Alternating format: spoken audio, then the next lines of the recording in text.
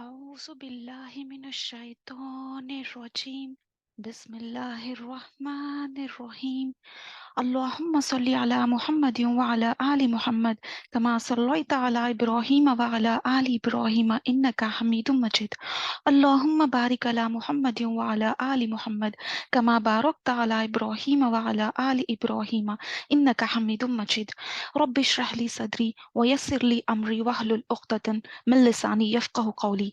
Ya Allah, expand my heart with assurance and ease for my task. Untie the knot of my tongue that they understand my speech.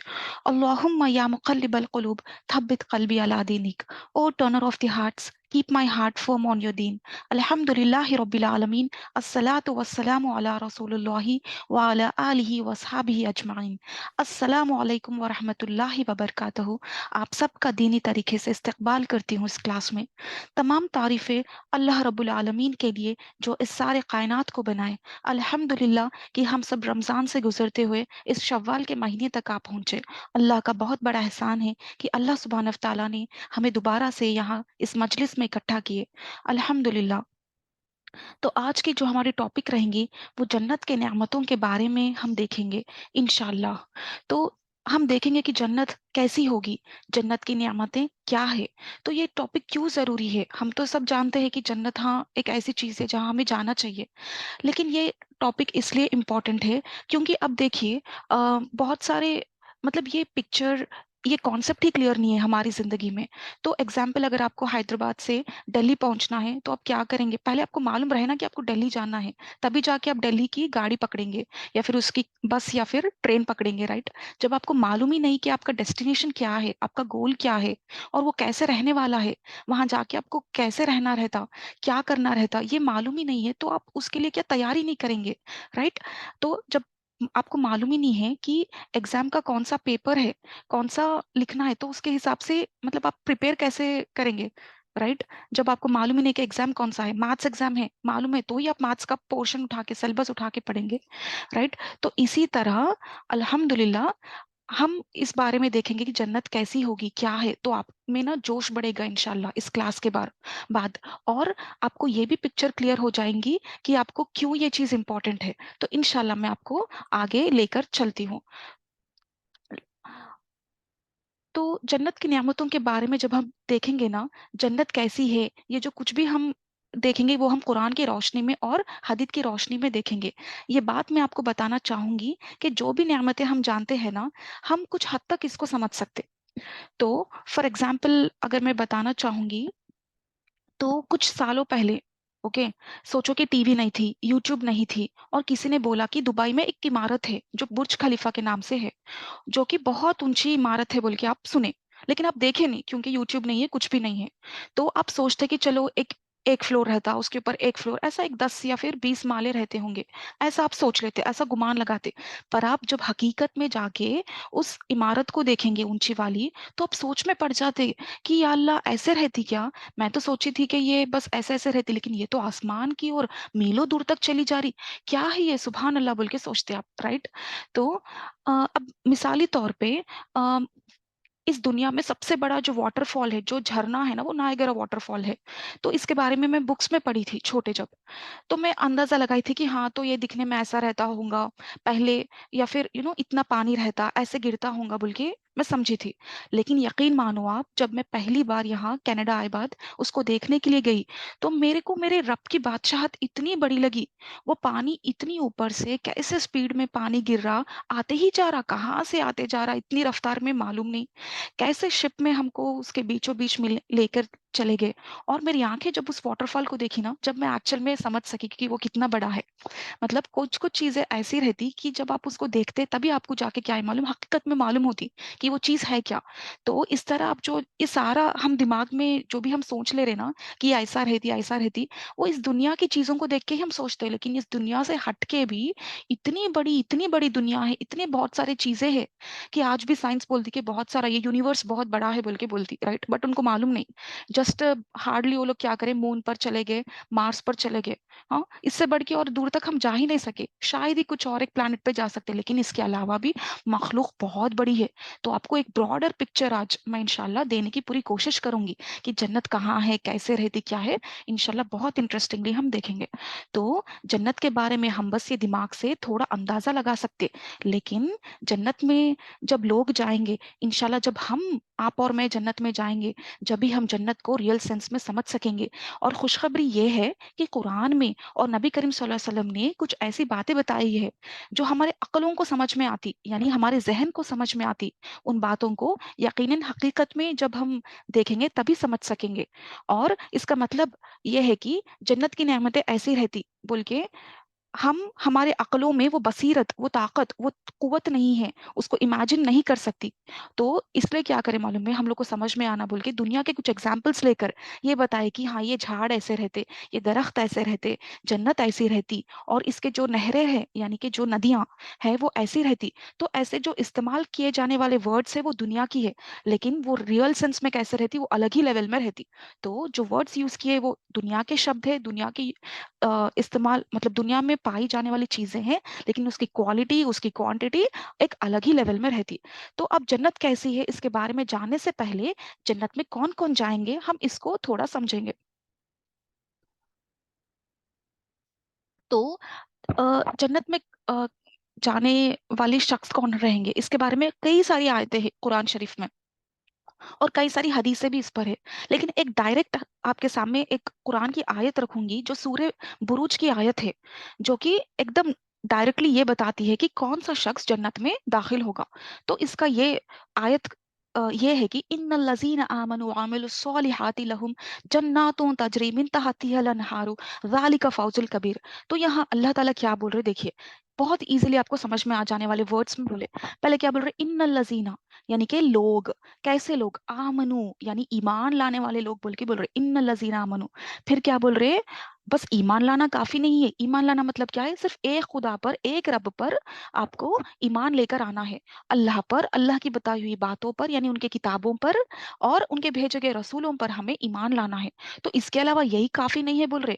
फिर क्या बोल रहे, वह आमिलुस सॉलिहाती बोल के बोल रहे। आमिलुस सॉलिहात यानी अमाल, वो कैसे अमल रहना चाहिए, सॉलिहात यानी सॉलिहीन यानी नेक अमल रहने वाले जो ईमान वाले लोग हैं, तो उनके लिए बोल के बोल रही है। क्या बोल रहे, जन्नत है उनके लिए बोल के बोल रहे।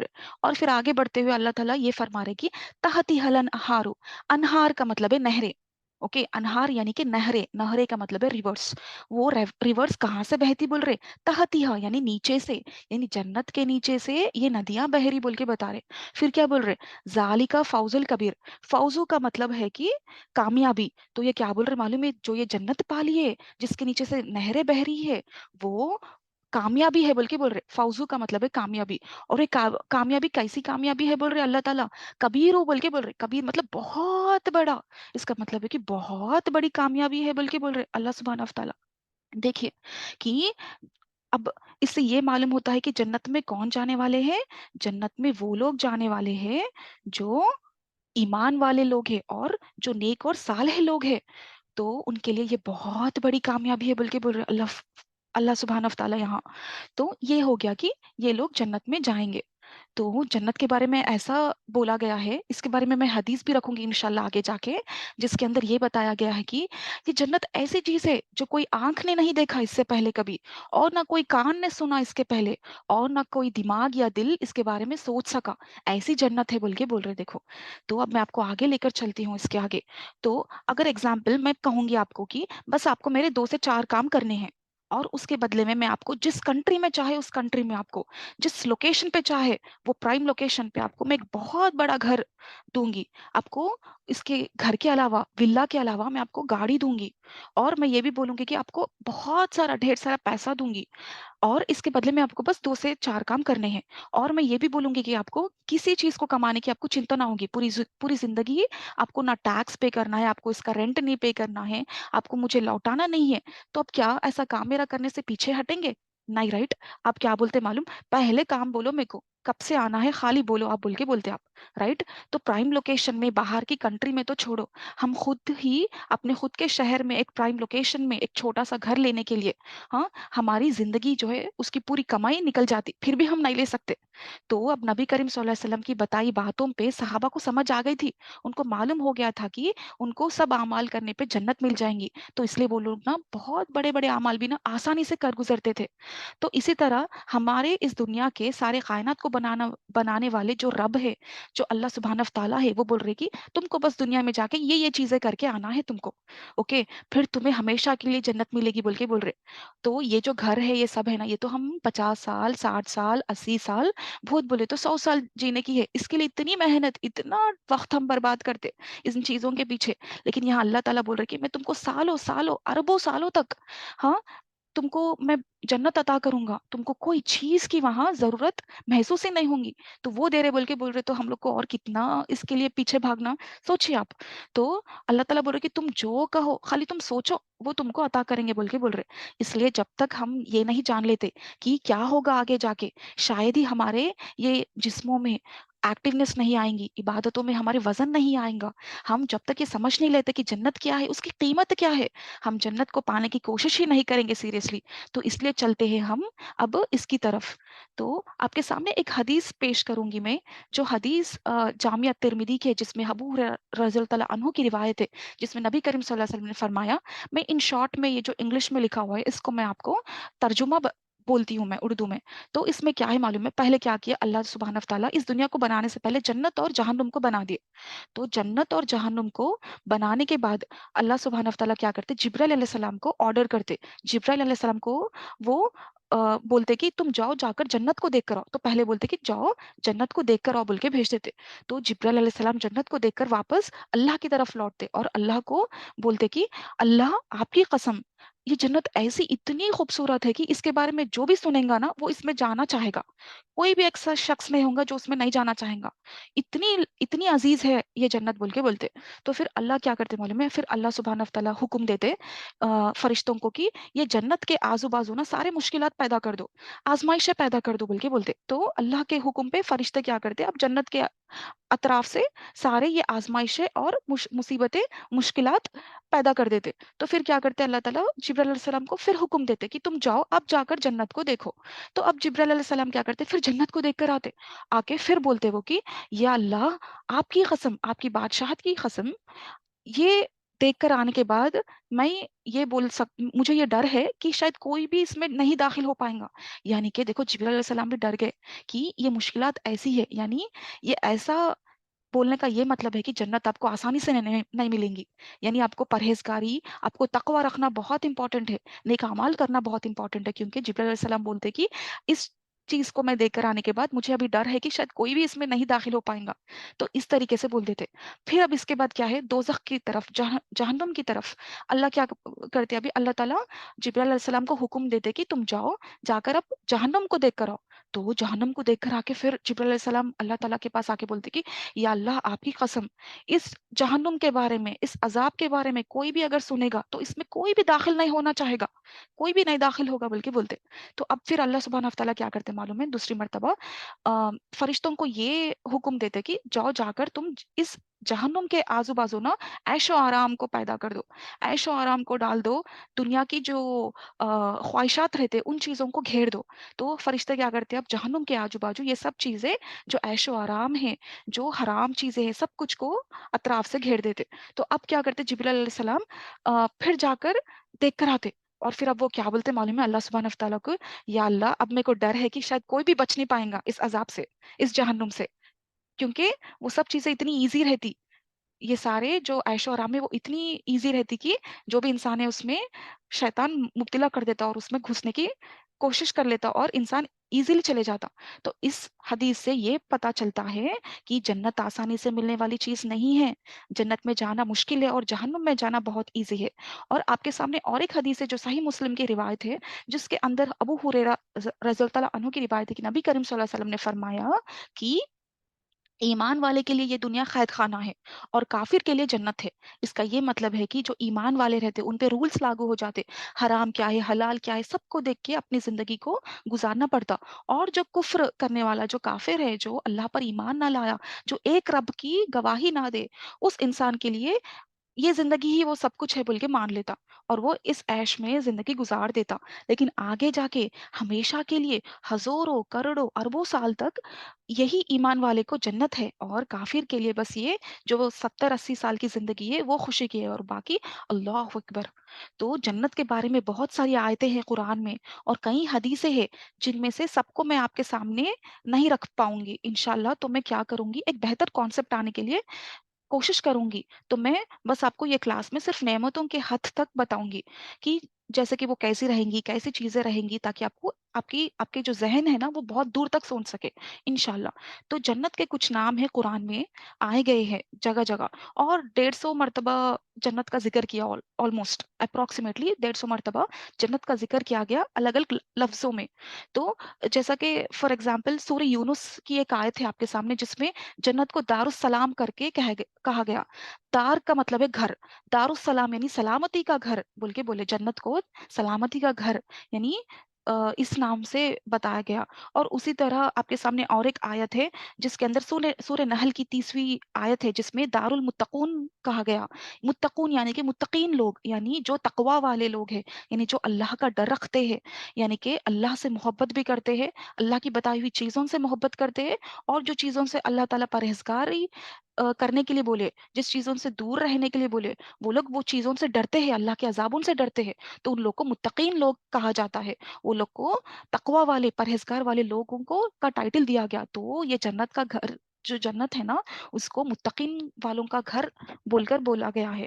तो इसी तरह आगे लेकर चलती हूँ आपके सामने, सूर्य मोमिन की आयत है जो 40वां सूरा है, उसके अंदर दारुल करार कहा गया, यानी कि ठहर जाने वाला, करार हो जाने वाला, रुक जाने वाला घर, यानी कि वो एक फाइनल डेस्टिनेशन है। तो इस तरीके से वहां बताया गया। सिमिलरली सूर्य वाकया की एक आयत है आपके सामने, जिसमें फी जन्नातिन नईम कहा गया, यानी जन्नातिन नईम यानी नईम यानी कि नेमतों वाला घर बोल के इस चीज को बताया गया। तो इस तरीके से जगह जगह अल्लाह ताला जन्नत को अलग अलग लफ्जों में बयान किए, ताकि आपको जन्नत के बारे में और ज्यादा क्लैरिटी आ सके। तो इंशाल्लाह मैं आपको और आगे लेकर चलती हूँ कि जन्नत की नियामतें, इसके बारे में आपके सामने एक हदीस है, जिसके अंदर जो मैं स्टार्टिंग में रखी थी, तो ये सही मुस्लिम की हदीस है, जिसके अंदर ये बताया गया है कि जन्नत एक ऐसी चीज है जो अल्लाह सुब्हानहू तआला ने हमारे लिए बनाया है, जो कि तकवा वाले लोग यानी पायस सर्वेंट्स, यानी कि जो लोग हैं जो तकवा रखते हैं, जो अल्लाह ताला के बताए हुए रास्ते पर चलते हैं, वो ऐसी जन्नत है जिसमें कोई आंख इसको पहले ना देखी हो, और कोई कान इसको ना सुना हो, और कोई एक दिल इस चीज के बारे में बशारत ना किया हो, यानी उसको समझ में ही नहीं आता, उसकी अकल ही नहीं जा सकती उस तरीके तक, उस दूर तक बोल के बोल रहे। तो इस तरीके से देखिए, जन्नत को बताया गया कि हाँ, ये आपको बस थोड़ा सा अंदाजा लगा लो ये चीजों को लेके, लेकिन बहुत अच्छी खूबसूरत है बोल के बोल रहे, देखो यहाँ। तो इसी तरह आपके सामने और एक और एक हदीस पेश की गई है। तो इसके अंदर क्या है मालूम है, थोड़ा मैं आपको इसके बारे में पहले आउटलाइन दे देती। तो इसका मतलब ये है कि इंसान जो देखा उससे थोड़ा ज्यादा इमेजिन कर सकता। तो फॉर एग्जांपल एक बादशाह का महल देख लिया आप जाकर, फॉर एग्जांपल अपने पास चौमहला पैलेस ले लो, या फिर सालार जंग म्यूजियम बैंगलोर में, ये सब महलों को देख लो। आप सोचते कि वहां जाके अरे क्या फला राजा था, क्या ऐशो आराम का महल था, कितना बड़ा राजा था, ऐसा सोचते आप कि वो ऐसे खाते पीते थे, वो ऐसे तलवारबाजी करते थे, उनका ऐसे महल था, इनका ऐसे दरबार था। तो अपन ना बड़े बड़े बादशाह का रहन सहन को ही इमेजिन नहीं कर सकते। बहुत बोले तो हम लोग क्या मालूम 5 स्टार या 7 स्टार होटल तक ही हम थोड़ा बहुत इमेजिन कर सकते, बहुत लोग तो वो भी नहीं इमेजिन कर सकते। फिर तो जन्नत की नेमतें क्या रहती होंगी, आप तसव्वुर भी नहीं कर सकते।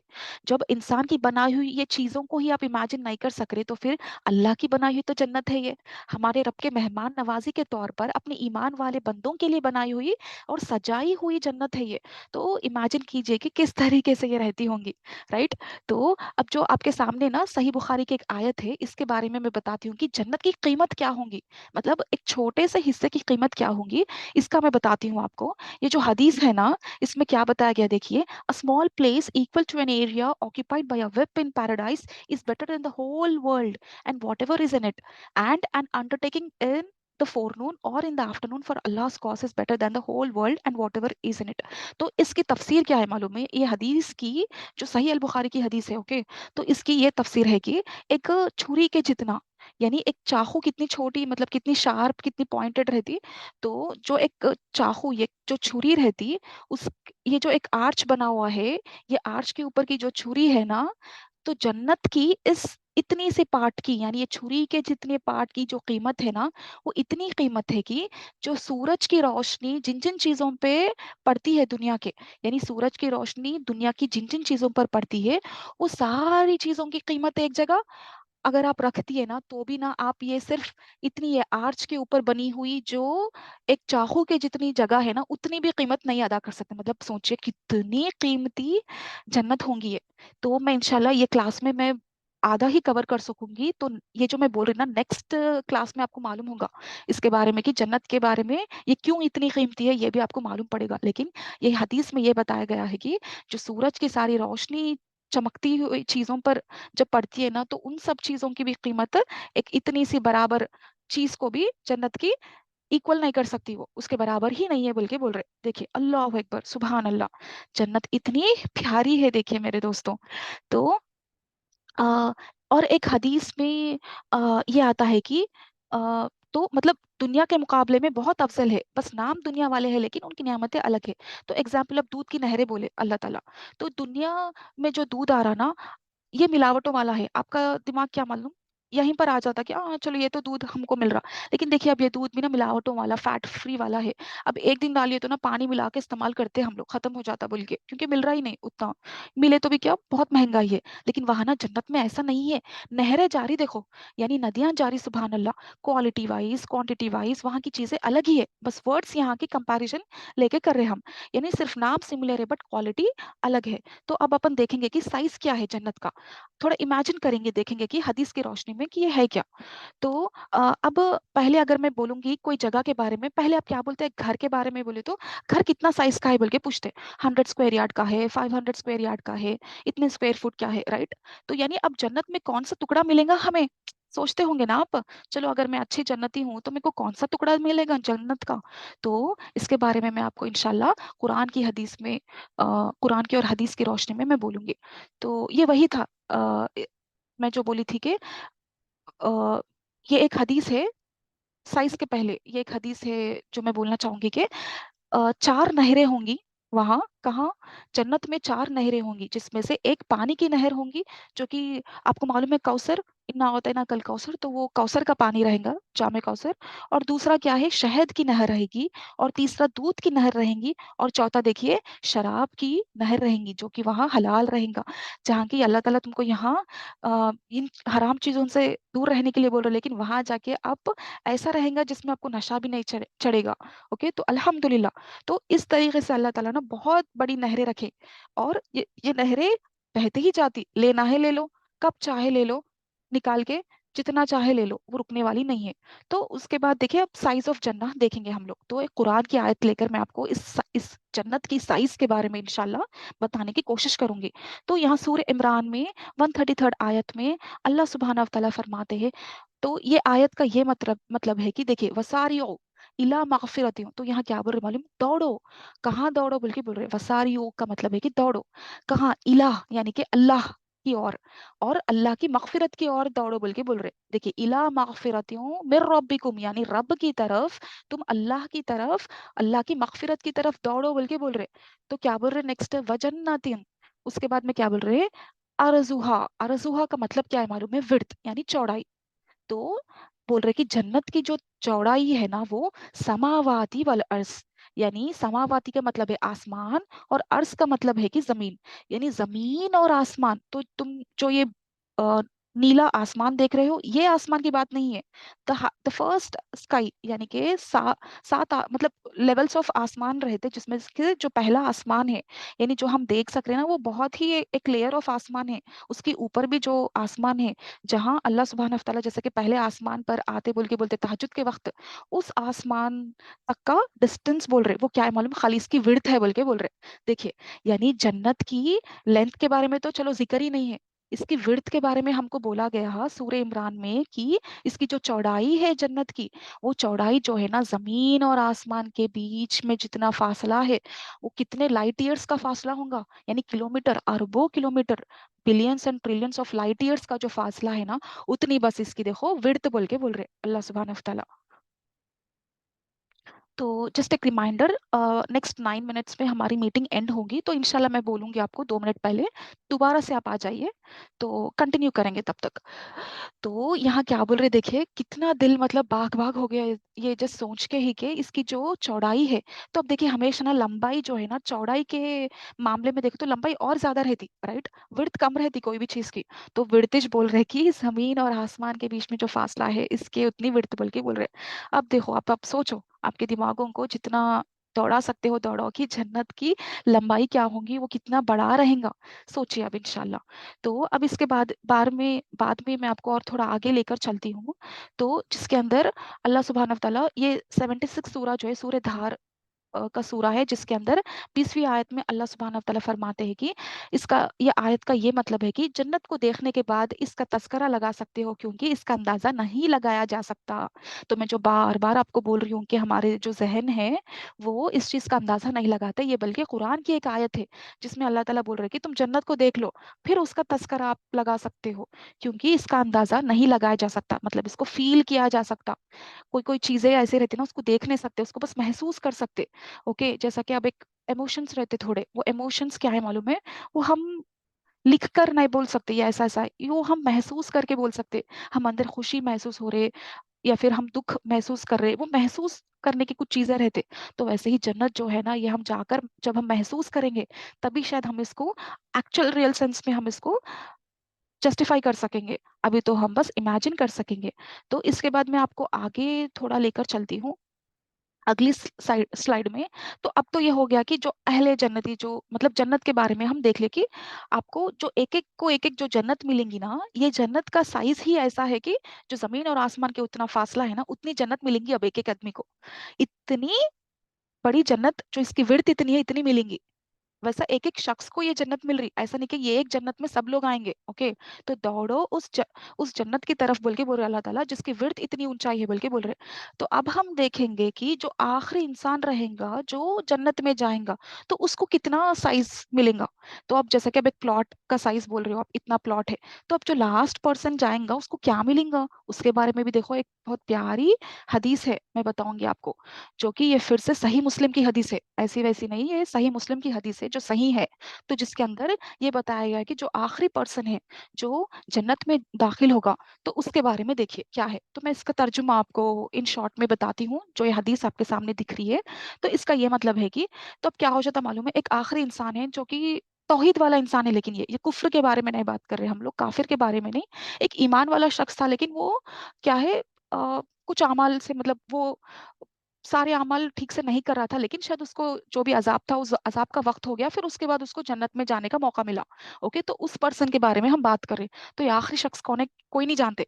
ओके, लेकिन इस आखिरी शख्स के बारे में ये बताया गया है कि ये इंसान क्या होता है ना, ऐसे रेंग लेते हुए, मतलब आग में से निकल के रेंग लेते हुए आता है, और वो क्या करता मालूम है, जन्नत के दरवाजे से सामने से ऐसे झांकता है दरवाजे के अंदर। तो उसको लगता है कि यार ये जन्नत तो भर गई, क्योंकि इतने सारे तादाद में लोग हैं। आदम अलैहिस्सलाम, इब्न आदम की टाइम से लोग आते जा रहे, राइट। अब हमारी आखिरी दौर है ये, यानी हम आखिरी, ऑलमोस्ट हम आखिरी जनरेशन में है, राइट, क्योंकि कयामत अभी बहुत जल्द, कुछ ही पीढ़ियों के बाद इंशाल्लाह आएंगी, जब लोग दोबारा उठाए जाएंगे। तो मतलब हम लोग क्या है, नबी करीम सल्लल्लाहु अलैहि वसल्लम की उम्मत है, जो आखिरी उम्मत है, यानी इसके बाद में और मतलब बहुत और कोई भी नबी नहीं आएंगे, राइट, इसके बाद तो हमारी आखिरी उम्मत है। तो इतने लोग ऑलरेडी चले गए, मैं तो अब आखिरी इंसान हूँ, बल्कि वो उस शख्स को मालूम है कि मैं आखिरी इंसान हूँ। तो वो क्या करता मालूम है, तो वो इंसान ऐसे दरवाजे में से झाँक के उसको लगता कि ये जन्नत तो भर गई होगी। जन्नत भरी हुई है तो वो अल्लाह सुब्हानहू व तआला को बोलता कि या अल्लाह, ये तो जन्नत भर गई, अब फिर मैं कैसे दाखिल हो जाऊँ इसमें, मेरे को क्या मिलेगा आखिर? तो फिर अल्लाह फरमाते कि तेरे को क्या चाहिए बोल? तेरे को क्या कितनी जन्नत चाहिए बोल? तो वो शख्स बोलेगा कि मुझे ना बस ये जो दुनिया है ना, दुनिया की उतनी भी मतलब थोड़ा दुनिया की एक टुकड़ा इतना दे दो बोल के बोलते। तो ना अल्लाह सुब्हानहू व तआला क्या करते मालूम है? देखिए, जो आखिरी शख्स है जो जन्नत में जाएगा उसके लिए जो प्लॉट मिलेगा, जो जगह मिलेंगे ना, वो इस दुनिया से इंटू 10 टाइम्स बड़ा रहेगा। तो अल्लाह अकबर, ये दुनिया में हम एक छोटी सी चीज खरीदने के लिए, छोटा घर, छोटा प्लॉट खरीदने के लिए पूरी जिंदगी की कमाई हम चले डाल देते, पसीना खून पसीना करके भी हम नहीं कर सकते। वैसा अल्लाह ताला क्या कर रहे मालूम है? जो आखिरी शख्स है ना, उसको भी अल्लाह ताला ना इंटू 10 टाइम्स का दे रहे बोल के यहाँ बता रहे। सॉरी। तो देखिए यहाँ 10 times the like of this world, यानी इस तरीके से अल्लाह ताला बोल रहे।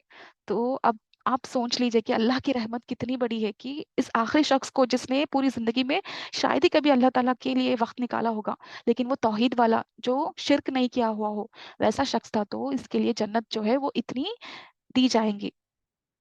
अ, तो इंशाल्लाह हम लोग ठीक है, और एक 2 मिनट हम कंटिन्यू करेंगे, फिर हम कैंसिल करेंगे इंशाल्लाह।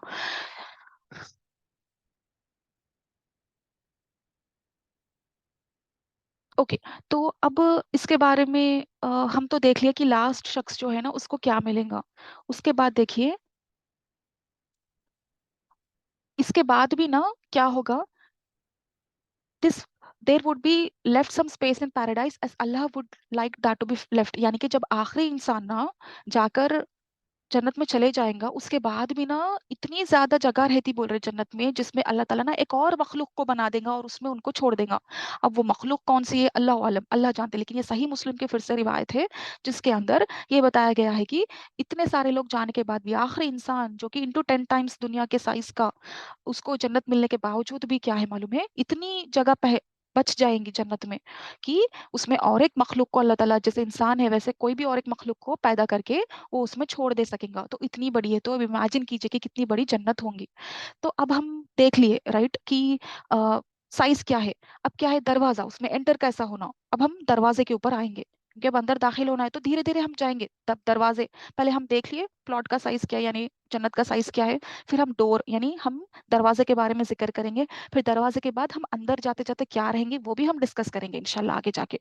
तो अब मैं दरवाजों के बारे में जिक्र करूंगी। तो जिसके अंदर ना जन्नत के दरवाजों में ये बताया गया कि ये जो जन्नत के दरवाजे हैं ना, आपके सामने एक आयत है, तो वो सूरह अज़ुमर की आयत है जिसके अंदर ये फरमाया गया, इसका ये तर्जुमा है कि ये जो जन्नत के दरवाजे हैं फरिश्ते इनको खोलेंगे और सलामुन अलैकुम, यानी वो सलामती की दुआ करेंगे हमारे लिए, और ये बोलेंगे कि तुमने ना दुनिया में बहुत अच्छा काम किया, तो ये जगह अब तुम्हारे लिए हमेशा के लिए है बोल के खुशखबरी का ऐलान करके वेलकम ग्रीटिंग करेंगे यहाँ जो फरिश्ते हैं। तो इसका ये मतलब है। देखिए, तो किस तरीके से आपको मेहमान नवाजी यानी कि आपको फरिश्ते दरवाजा खोल के इस तरीके से आपको बयान कर रहे हैं। और सही हदीस की रिवायत है कि जन्नत के दरवाजों को जब फरिश्ते खोलेंगे ना, तो पहले सबसे पहले जो दाखिल होंगे उसमें जन्नत में, वो नबी करीम सल्लल्लाहु अलैहि वसल्लम रहेंगे। तो उनके लिए पहले जन्नत का दरवाजा खुलेगा।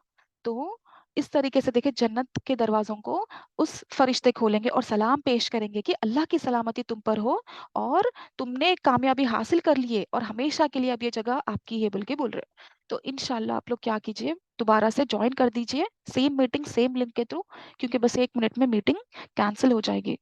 तो मैं सबके लिए कैंसिल कर देती, इंशाल्लाह आ जाइए। अस्सलाम वालेकुम रहमतुल्लाहि व बरकातहू।